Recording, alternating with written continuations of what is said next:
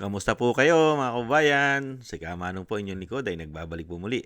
At tayo po ay magsama-sama magkomentuhan dito po sa Tambayang Makabayan. At sana po ay nasa maayos po kayong kalagayan.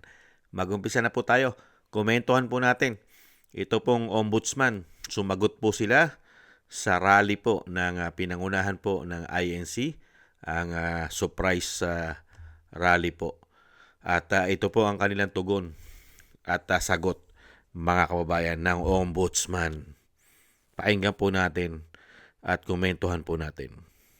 Samantala, nauunawaan ng Office of the Ombudsman ang panawagan ng mga rallyista sa isinasagawang pagtitipon-tipon ng mga ito matapos ang anunsyong kakasuhan na ang mambabatas.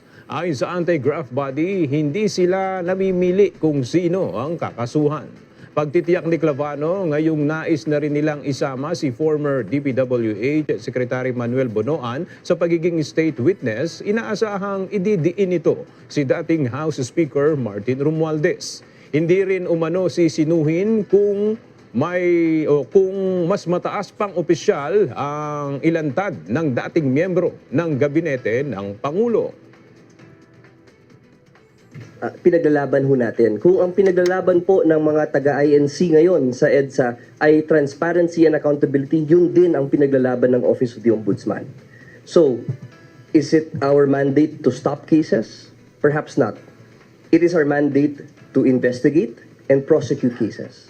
If there's a possibility and kung mabanggit man po or maituro po kay Pangulong Bongbong Marcos, will the Office of the Ombudsman hesitate or not No. to implicate the President? No. Wala ho tayo talagang kinikilingan dito. And the Ombudsman has always said we will follow the evidence. So if the evidence is there, who are we to stop that from coming out? Giit ni Clavano, mananatiling independent ang Office of the Ombudsman at magfo-focus sa pagpapanagot sa mga opisyal ng gobyernong nagkakasala sa batas. Matindi mga kababayan. Mag-iisang taon na po. Mag-iisang taon na po. Wala pa rin silang nakukuhang mga ebidensya sa mga magnanakaw po ng mga politiko. Lalong-lalo po kay Tambaluslos, mga kababayan. At isang damukal pong mga congressman. Wala pa rin pong nakukuhang ebidensya, matibay na ebidensya. Ito pong ombudsman. Ganon din po sa isang damukal na mga senador. Kaya bukod tangi po itong si Marcoleta. Antimano, napakabilis po nilang kasuhan ng plunder dahil daw po sa donation. Donation, campaign donation. Yan po. Kaya naunawaan daw po naman nila. Naunawaan po nila. Ito pong INC. At sila naman daw po ay transparency, mga kababayan. Wala po silang sinisino. Unbelievable. Kaya po ang tanong po ng taong bayan at ang sagot ng ating kababayan dito po sa ombudsman, mga kababayan, ibang klase. Pagka po ang pananagutin ay sa administrasyon, mabagal pa sa pagong kung kumilos at maghanap ng ebidensya. Hindi po ba kayo nagtataka? Pagka po ang pananagutin sa batas at sa korupsyon ng flood control, pagka ikaw ay nasa administrasyon, di umano, napakabagal pa sa pagong ang pag-usad ng iyong kaso. Hindi ba? Katulad ng kitang Baluslos at napakarami pang congressman, si Saldico. At siyempre kasama rin dyan ang anak na congressman na meron din pong isang damukal na insertion at may maleta issue pa. Hindi po ba ang anak ng Pangulo na tinatawag ng bangag na kanyang ate? Ubod ng bagal ang proseso ng investigasyon. Diyan ka magtataka. Pero sa mga kritiko na naghahanap ng katarungan para dito sa anomalya ng korupsyon, sila ang napakabilis kasuhan. Mga kababayan, unbelievable. Ito po, pakinggan po natin isang kababayan natin na kasama po sa nagrally. Ito po ang real talk.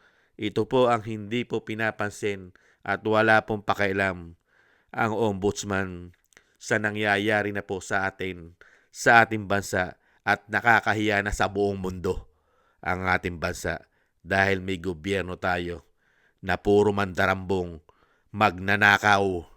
Grabe, hindi po ba? Pakinggan po natin. This stuff will put every Kahit na matanda na ako, kahit na retired na ako, lumalaban ako sa mga hindi tama. Anong face na ipapakita mo pagka ganyan ang ginawa mo sa bayan mo, di ba? Even worldwide, pati yung anak ko sa Australia, ganun ang sinasabi. Wala nang rumerespeto sa Pilipino. Dahil akala nila at ang Pilipino corrupt at saka magnanakaw. Yun ang napakasakit. Ito, yung madadatnan nila, yung pagpagsak ng Pilipinas at ano na magiging buhay nila. Naghirap ako dito sa Manila para lang itaguyod yung mga ito. And then later on, nanakawin lang ng ilang tao at politiko, di ba? Itong Congress, yan talaga dapat itabolis na yan. Wala nang silbi mga yan. Puro lahat yan magnanakaw. Wala na akong nakikita ko ng puso. Isa lang siguro. O dalawa, tatlo. Ilan lang sa I can count on my fingers. Marcoleta, talaga bilib ako dyan. Kahit na sino yan, wala siyang takot, walang talagang yan, nilaban niya talaga. Puso niya ay para sa bayan, hindi lang sa INC, kundi para sa bayan. Dapat makita natin kung anong effect, kung anong ginagawa ng mga magnanakaw na ito eh. Kasi wala rin, pinapatay din tayo. Anong mangyayari sa atin? Sila lang mabubuhay? Kailangan dilapan natin. Hindi po pwede yung sila lang yung nabubuhay. Ninakaw yung mga taxes natin. Magbago na tayo para sa bayan, para sa mga malilit nating mga anak, mga apo, at sa susunod pang henerasyon. Lahat ng patience, resilience, and all this, yung character ng isang tao nasa sa atin. Pero dahil sa kahirapan, dahil sa gawa ng mga magnanakaw na ito, wala na tayo naging pag-asa, kundi nagiging subservient tayo sa mga administrasyon na kung sino man yan. Wala akong pakanong sino presidente. Ang importante sa akin, ano yung nakikita kong hindi tama ay dapat ipaglaban natin. Tama. Kahit na matanda na ako. Tama po yun eh. Ipaglaban mo ang tama. Nakikita mo laganap ang korupsyon. Magmula po ng sila'y nanungkulan, ang issue po'y korupsyon. Pero ubod po ng bagal. Diyan ka magtataka sa ombudsman. Magtataka ka. At magtatanong ka sa sarili mo. Bakit pagdating dito sa umahabol sa korupsyon, uulitin po natin kay Senator Marcoleta at sa grupo po, kasama po si Jinggoy Estrada. Napakabilis po nila kinasuhan. Napakabilis. Hindi po ba? Kakasuhan napakabilis. Pero mag-iisang taon na at malapit na naman magsona ang Pangulo. Hanggang ngayon, napakaraming congressman sangkot involved sa korupsyon ng flood control. Walang nakakasuhan. Ubod ng bagal parang pagong. Hindi po ba? Kaya nakakahiya ang ating bansa pag merong ganitong klaseng mga institusyon katulad ng ombudsman. Di umano. Pagka po sa mga kritiko, instant. Kahit bend the law, break the law, gagawin. Mapabilis lang ang usad nito. Hindi po ba? Kaya ibang klase. Pagka po sa kanila, katulad po nun, nauna pang ipapile ang kaso ni Senator Marcoleta, kisa rin sa lutong-luto na kay Villanueva, sa kay Escudero, mauna pa si Marcoleta na issue ng plunder, donation fund, campaign donation, plunder agad.